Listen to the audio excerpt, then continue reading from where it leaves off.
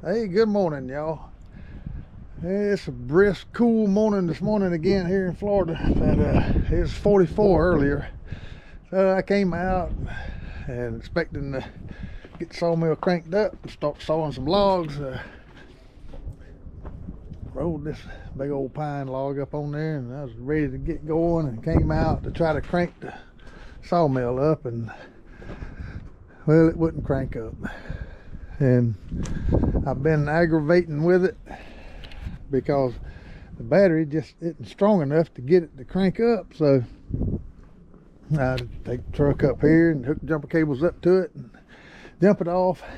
Well, I finally got tired of doing that, so I pulled the trigger and went and bought a bigger battery. But here's the battery that come with it,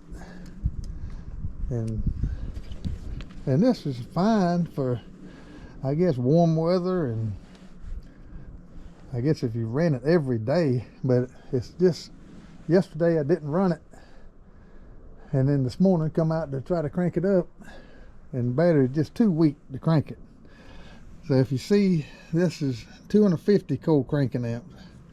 It's the original battery that came with it. This mill's about 6 months old. I've had it about 6 months. But so I went to O'Reilly's and got a motorcycle battery. Fits in here just right. This Super Start is 400 cold cranking amps, so almost double what the other one was, and it weighs probably twice as much. But if you're going to get somewhere remote, especially if you're not going to be able to pull right up to it and keep jumping it off every morning, I'd recommend just go ahead and get a bigger battery. TimberKing, put a bigger battery in the thing. Golly, it wasn't really that much more, like 20 bucks more for that bigger battery than what they were selling these little lawnmower batteries for. But this engine is just too big for that little battery. I think it's 29 horsepower. What's on some of the bigger zero turns, but a little battery just wasn't cutting it. So anyway, I put that one on there. Now if you're gonna run out with a pocket full of tools, you'll need 2 9/16 wrenches or a ratchet for the bolts that hold it on, that clamp it on there.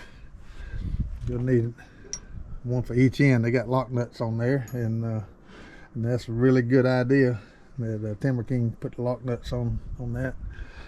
You'll need a 7/16, 2 7/16 to take the original bolts out that was on the other battery. These bolts here.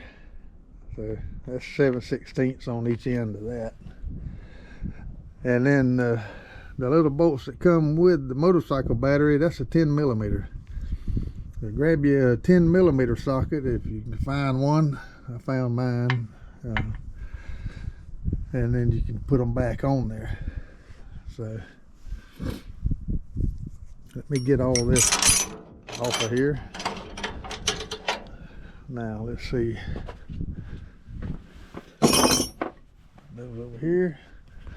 Now unhooking the battery, I don't know if I have to reset my settings. Let's see. Oh, it came right back. Okay, so don't have to do anything with that. It's probably got a little battery inside here that saves you settings. Now let's try it and see what happens. Yeah.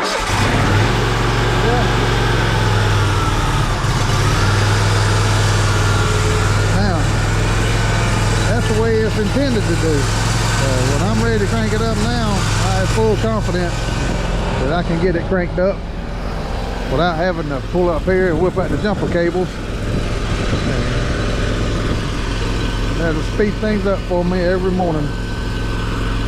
So a little less aggravation, but yeah, my suggestion, TimberKing, put a little bit bigger battery on there. And that battery cost, I think it was about $150. And I had an old battery laying around, took for a trade-in, so I'm gonna keep this battery. I might be able to use it in my lawnmower or something. So I just hang on to it. Nothing wrong with it, just ain't quite strong enough for that engine. But anyway, thanks for watching. Hit like and subscribe. Hopefully this will help somebody out, save you a little aggravation in the long run.